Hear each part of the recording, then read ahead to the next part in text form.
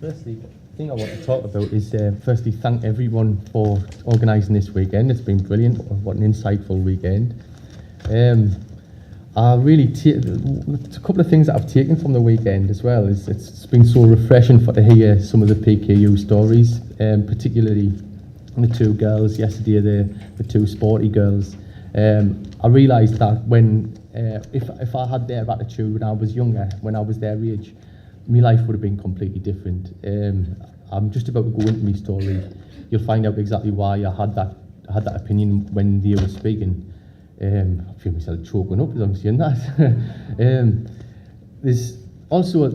There was the other girl who was speaking as well. She was about my age. I'm 34, and I'm sure she said she had 4 degrees. 4 degrees. That's amazing, isn't it? The only time I had 4 degrees was when my boiler packed in.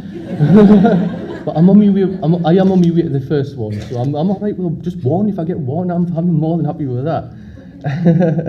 But so I'm going to move on into what I'm going to be speaking about, and I'll explain exactly what I'm going to cover before I actually get into the nitty-gritty. This is my mum and dad on the very last day that they ever smiled. They did start smiling again apparently, but then I was born. I don't know what happened after that. But yeah, I feel like people with PKU, in fact everyone, it doesn't matter whether you've got PKU or not, you owe your parents your life, really, don't you? But the thing is, when you've got PKU, how easy would it be to be born into the hands of an irresponsible family, or a family who don't share their love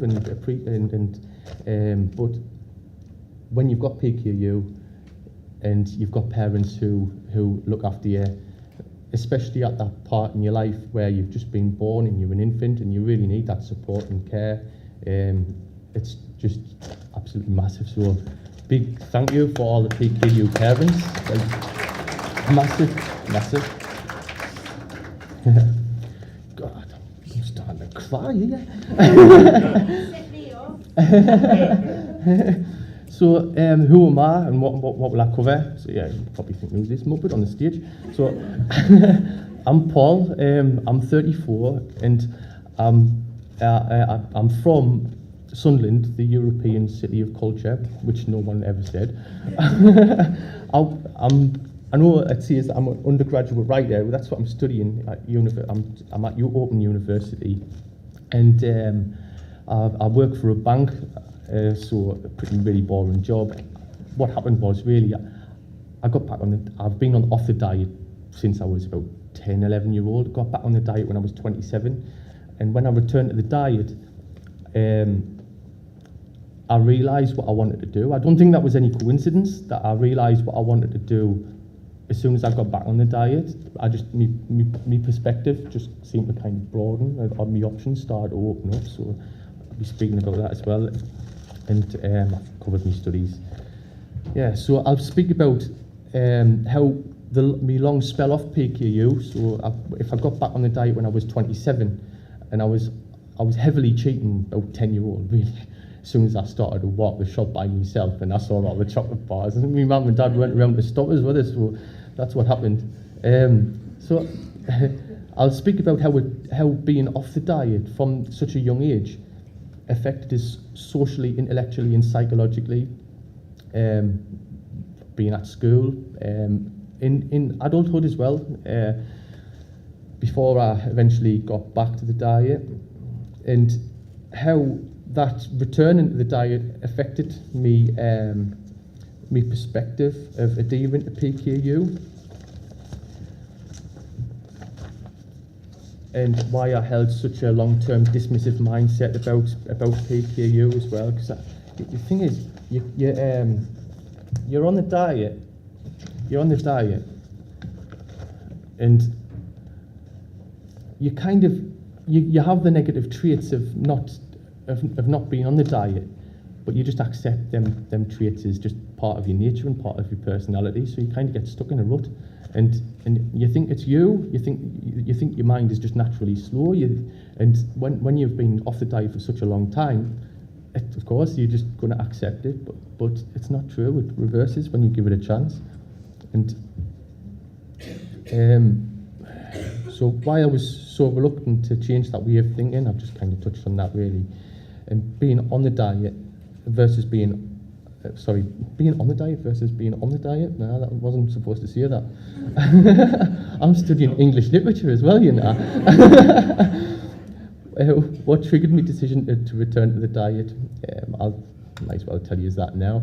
It was me sister. She's also got PKU. She's 2 years older than me, and she fell pregnant. So she returned to the diet, kind of inspired me. Like, that's naturally what I'm supposed to be doing, and I wasn't. So I thought I'd give it a chance. Yeah. So before I begin, I'd like to relate me. I just want to kind of make it clear that some people might relate to my story, but other people might. They might be inspired. They might actually be inspired to give the PKU diet a chance again. But I'm well aware that some people, they might not take much from me talk at all. They might not feel that they have been on the PKU diet really offers them much advantages in life at all. But that's okay, because I held that mindset for years. But my story is true to me, so it might just change people's minds. Yeah, so look at the state of him. Who's that? Both. Yeah, so I'm going to start with some early memories. That's me when I was little. I look about 7-year-old or something there, maybe a little bit younger. But my first PKU memory was, can anyone remember Albumaid? Yeah? That was minging that stuff, wasn't it? So my first early memory was being stuck in the kitchen with my dad. You mix up that horrible white powder and it's so gloopy as hell, isn't it? And well, my dad was trying to get us to drink, and he was like, he was having to force us really because it was minging. But I was so little, I didn't understand what the word swallow meant. So he was getting more and more frustrated with us, and I was like, well, I'm sorry, I can't help you. I didn't even know the word swallow. So that was my first memory. But that was worth sharing because it really stands out for me anyway. This is me when I was in nursery, and I was probably a little bit older than that when I used to climb on. The reason I put this one on there is this guy who I'm stood next to, the one that's dressed as Mary or something. We used to climb on his shed roof. We were only about 5 or 6. I know it sounds really dangerous and that, but that's what we used to do. And but one morning or one afternoon or whatever, it was a really hot day, I remember, but I was only small. We were on his shed roof, and he brought some sausage and beans onto his shed roof. But he's not on a PKU diet. But I just assumed that, well, every child is on a PKU diet, so I climbed back down these step ladders into his house, and I went to his mum, Charlotte, Mark's eating sausage and beans, and she felt the need to kind of gently explain, oh, Paul, it's only you that can't. So that's another early memory that I've got of the PKU diet. I'm starting to cheer up now because I was going to cry when I first started. Here's a couple of other memories, just a couple of pictures. That's my first day of school on the left, and that's me. Well, it was new then. It's not so new now. It's tattered now, but I still use it for work. Me rolling rat bag that I had at the time. And that's my sister and me. I looked dead keen to go to school on the left, but then I realised what school was actually like, and then look at how chilled out I am on the right hand side, man. So, but now, yeah, I have good by the way, if anyone wants to kind of ask us any questions about how I feel about the things, like as I'm going through, feel free to do that. So now I have good control of the diet, but that's not always been the case. You know what? I'm going to go to my notes now because I think there's things in my notes that would be really helpful.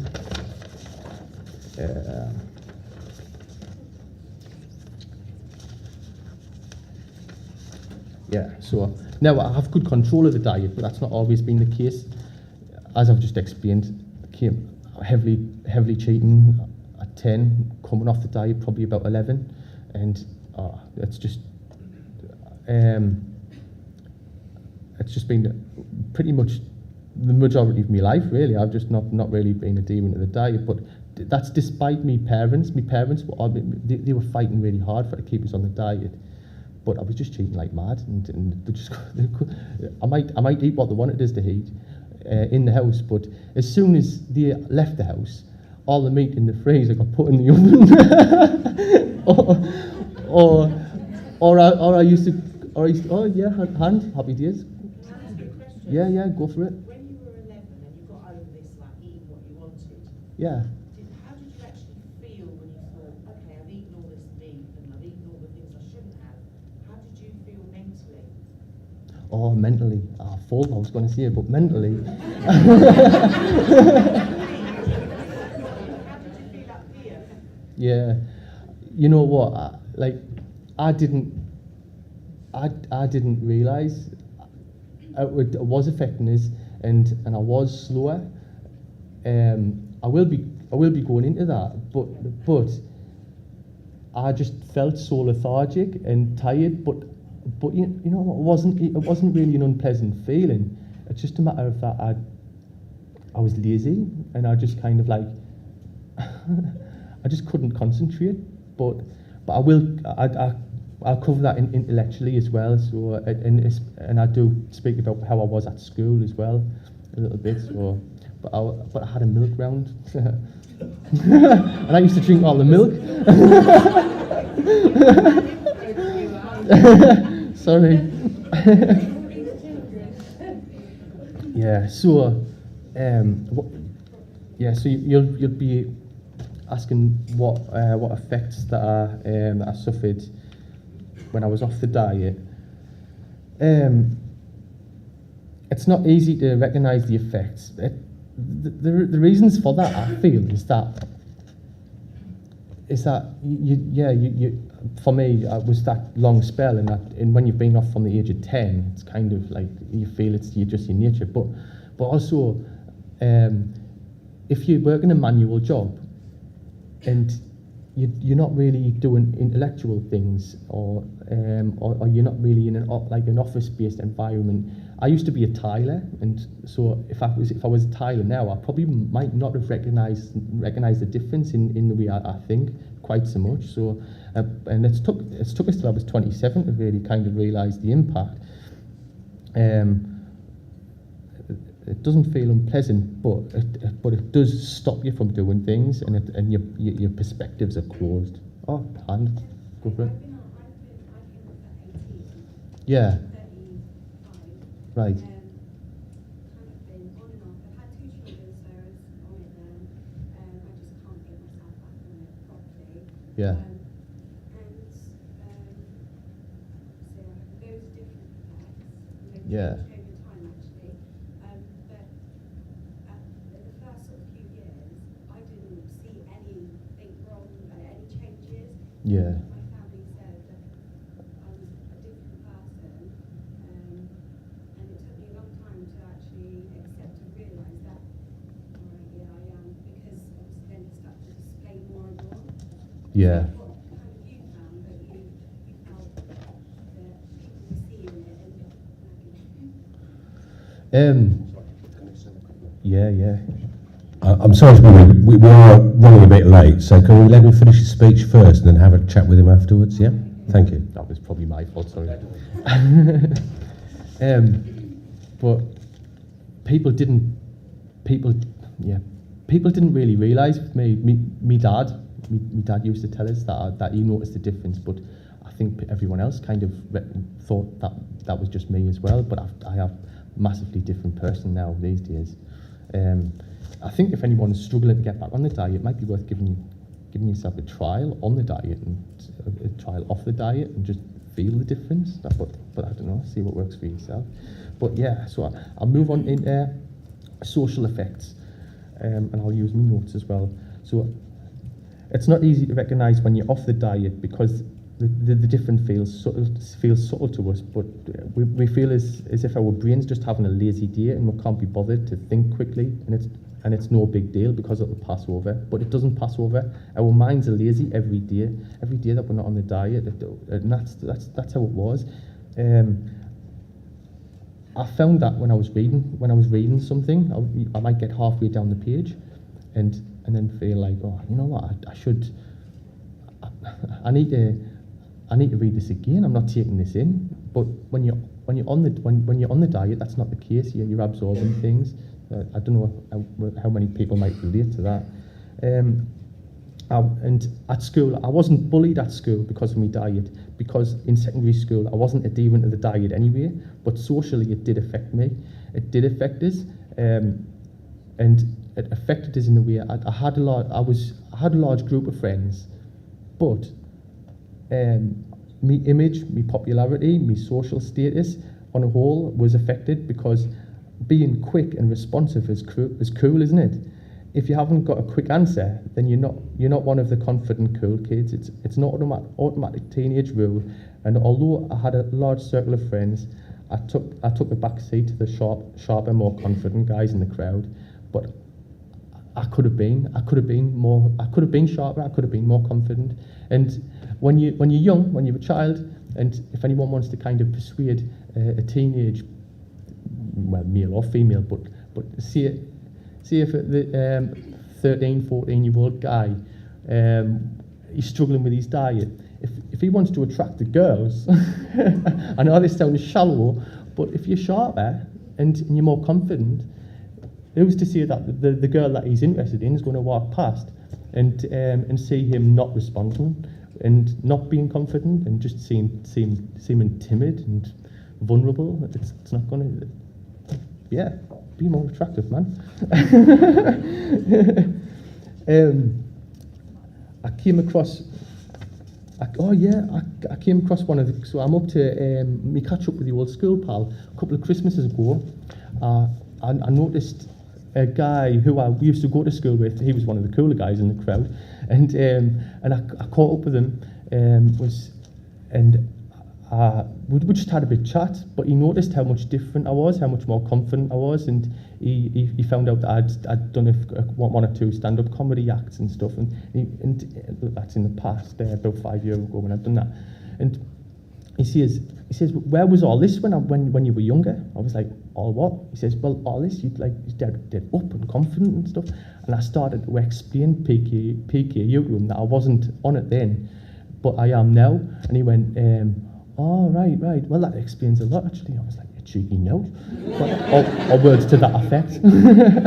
But yeah, so there's one person that did notice it, but because I wasn't open about my PKU, he just didn't know. He didn't know that it was an issue. So you might not feel a PKU is cool when you're young, but I would have dealt with teenage life better on the diet. Yeah, I would have, definitely. So I'm going to move on to the next page. I put this together because I think this is right, and that kind of sums up the social side. If you're eating right, you're thinking right. If you're thinking right, you're responding effectively. If you're responding effectively, you're being respected and admired. Trust me on this one. But it's true, that, isn't it? It's true, isn't it? Oh, thanks.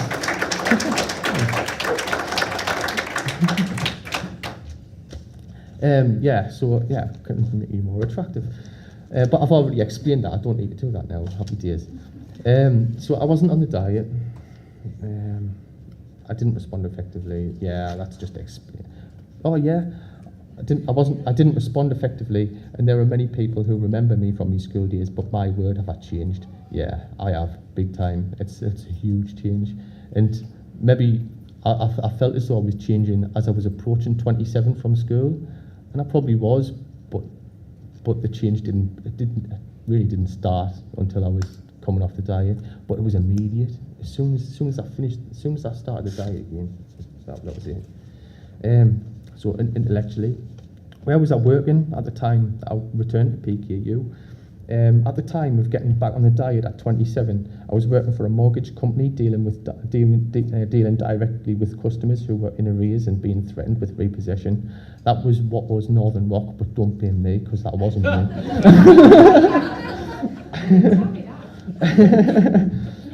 My job was to assess the customer's situation and affordability and agree an arrangement to prevent legal action. But if the situation wasn't secure enough, I was responsible to break the news that legal action was being taken or even that repossession was taking place.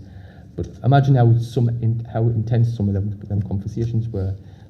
I was speaking to customers who they couldn't afford the homes, and once I've established how much they can afford, if it turned out that they couldn't afford it because it might have been something genuine, like, well, it was in many cases, someone's been made redundant and they can't afford the home anymore, but they need to accept the reality, and I was the one that had to deliver that reality. And how, if I'm not on the PKU diet, I'm not thinking straight, how could I be assertive to someone who's just not really accepting reality?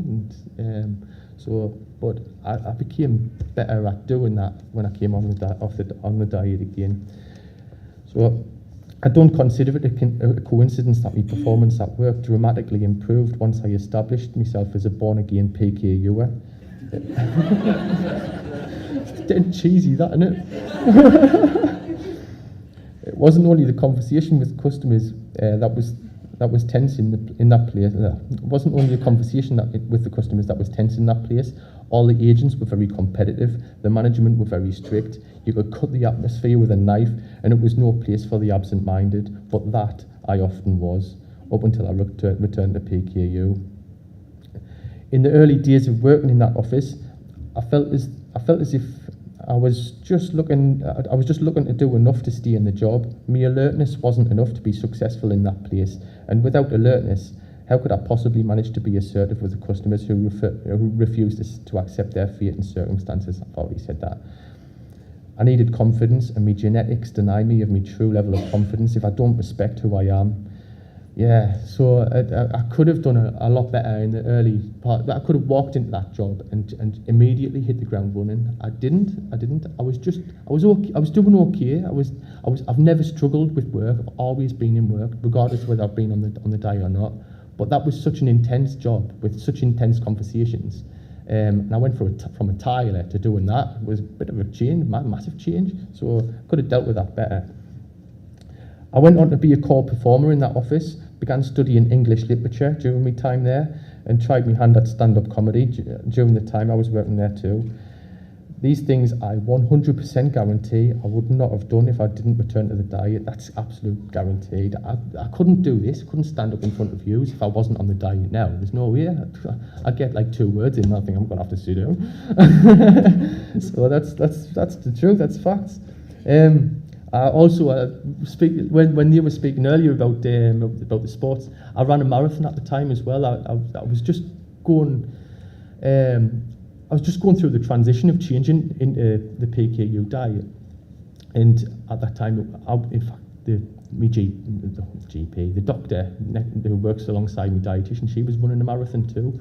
So we were kind of chatting about what's your times at the minute, your training and stuff, the dietitians and stuff.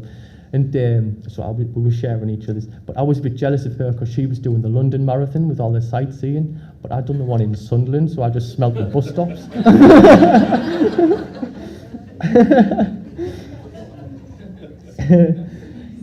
What am I up to now?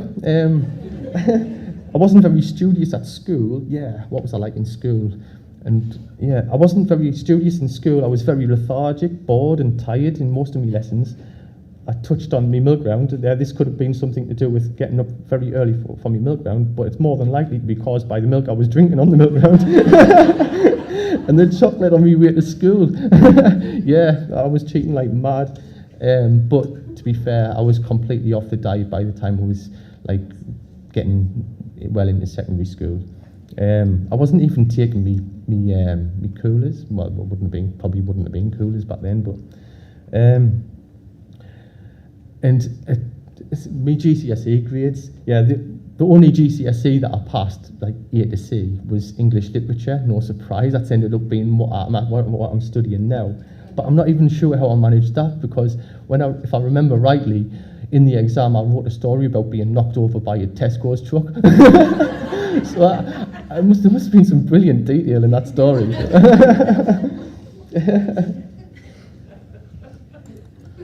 Yeah, so that's me with doing my stand-up and comedy act when not long after I returned back to the diet, and that's me doing my marathon. Just as I was going through it, I was still off the diet, and I was already actively running, but I was only doing like about 7 miles a couple of times a week, and I just started the diet, and I noticed something for a marathon. And the marathon was only 3 months away, so I stuck to the diet, and I got up from 7 miles to 26 miles in 3 months. So it was really good going. But yeah, it was really good because I was enjoying myself. You can see me dad. See that guy there? That's me dad in the background as well. So that's quite a good photo. That. But like you can see me time in the bottom right hand corner. I didn't beat that girl who was down there. She whopped us. She whopped me. I'll be in the bus stops.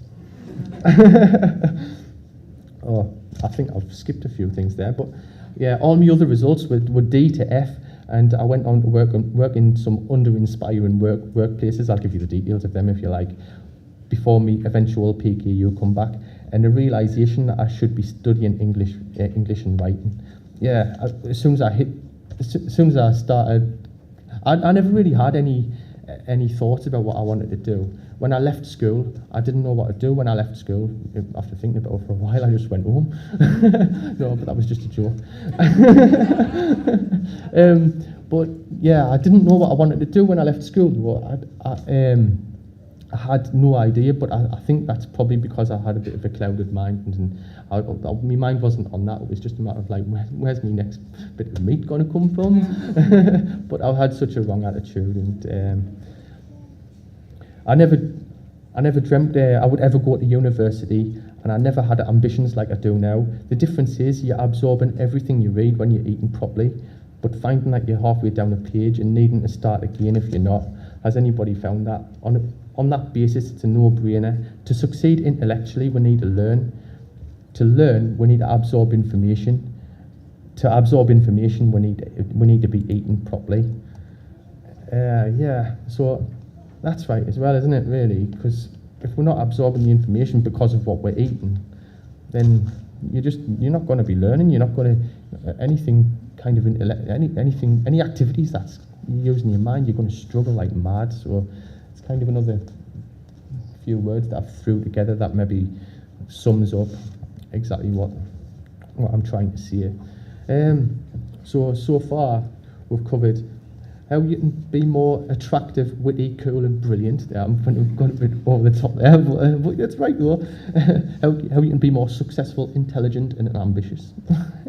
and how we'll look at the psychological effects of PKU or neglect of it. Yeah, so if you eat the wrong foods, it causes me to feel lethargically minded, unresponsive, incapable and underconfident, then how would that have a psychological effect? I'll just go off my notes. Based on my experiences, eating the wrong foods causes me to feel lethargic, unresponsible, incapable and underconfident.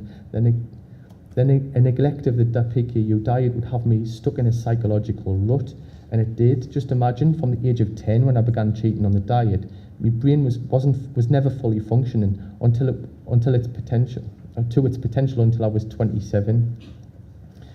17 years of suppressing my intellect, self-awareness, responsiveness and all-round confidence, beginning when I hadn't even finished primary school. I just accepted it was my nature, my personality that had me lacking in these ways. And maybe I was just too laid back to care about these things as much as other people. That's the rut. I wasn't too laid back to care about these things. I cared about these things. It's just I wasn't giving myself a chance to really kind of acknowledge it, because I was eating all the wrong things and I wasn't aware of the damage that I was doing. And we've been speaking a lot in the conference about the long-term effects, but I think it's really important to recognise the immediate effects as well, because how you feel when you cheat, and you might go to work the next day. Surely, there'll be loads of people in the room that'll be able to relate to that when you go to work the next day after you've eaten what you shouldn't, and you're just having a nightmare. It's just, for me, we're all individuals, but for me, I just can't do it. It's just not worth it for us anymore. So I was more than I allowed myself to be during those 17 years. I could have achieved more, experienced more, been noticed more, and earned more admiration from those who I desired admiration from, and respect. Admiration sounds a bit vain, doesn't it, really? I believed I lacked concentration when I was reading. I believed I was too lethargically minded for busy office environments and studying. I believed I was slow to respond to me peers. I believed I was never going to be clever enough for university, and I even believed I was in a constant cycle of just trying to stay in a poor job that I never really wanted. But the thing is, I didn't even know that I didn't want that poor job, because I lacked self-awareness. So I was in that job, and I just felt I just need to get paid at the end of the day. I need to be like everyone else, and everyone hates work. But when I got back on the diet, all of a sudden I realised what I wanted to do. Realised that I should take that course. I should do that. And I don't know. You start. Well, I certainly started to think in different ways, and it was nice. It's like a cloud had descended when I wasn't adherent to the diet, preventing me from seeing where I want to be in life and who I am or should be as a person. I found myself again when I returned to the diet, and things are clear again. But I have some catching up to do. I'm 17 years late. Yeah, so I put this, just a couple of phrases. Yeah, okay. I'm finished this bit now, I think. Should I? So you can read them for yourself. I'll move on. One-liners. I did do a couple of one-liners. I haven't got them written down. I only done two, because I meant to do a long string of them, but I'll have to go off memory. So they're in the form of a conversation. And I was speaking to this guy, and he says, "So what's this PKU? You're always at it?" I says, it's getting to the front of the pizza queue and asking for a carrot." He says, "So what do you eat at the pizza shop where everyone flocks?" I says, "Well, I can't eat the pizza, so I just eat the box." But have I got time for the guitar?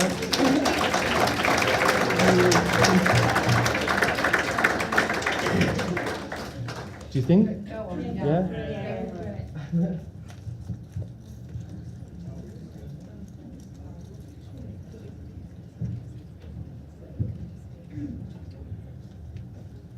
I can't play it.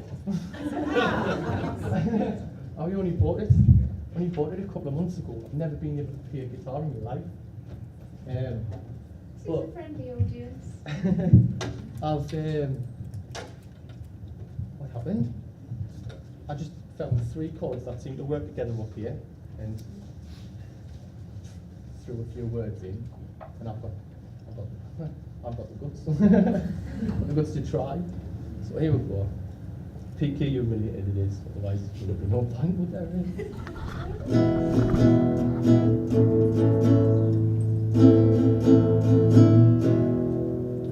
I went for me lunch when I was a school kid. Pizza and chips, it was only £1.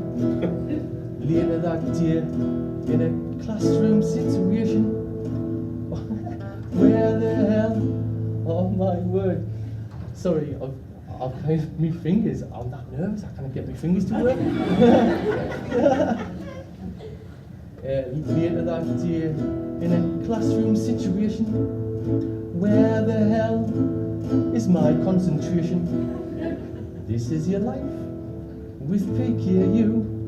This is your life with PKU.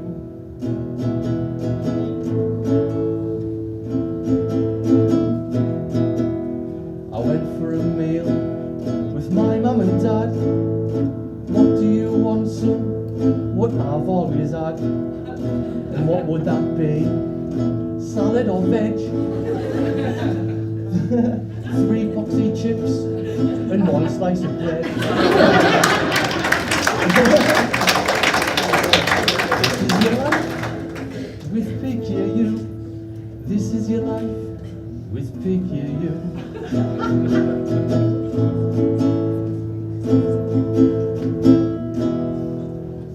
I've got one more that lasts about 30 seconds as well, so I'll just hoy that in.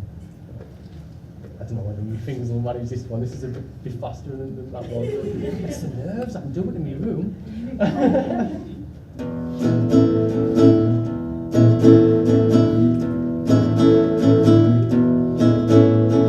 PKU, it's not to be dismissed. PKU, it's not to be dismissed. If I wasn't diagnosed, I wouldn't be doing this.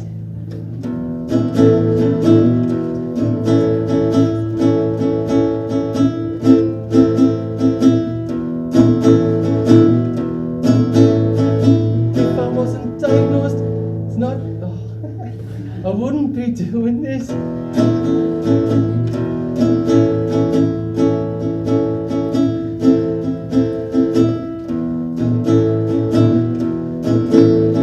If I wasn't diagnosed, I wouldn't be doing this.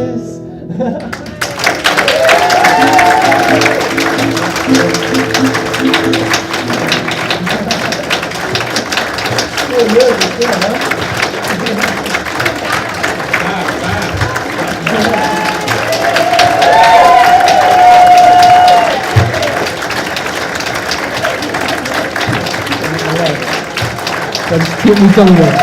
Yeah, thank you.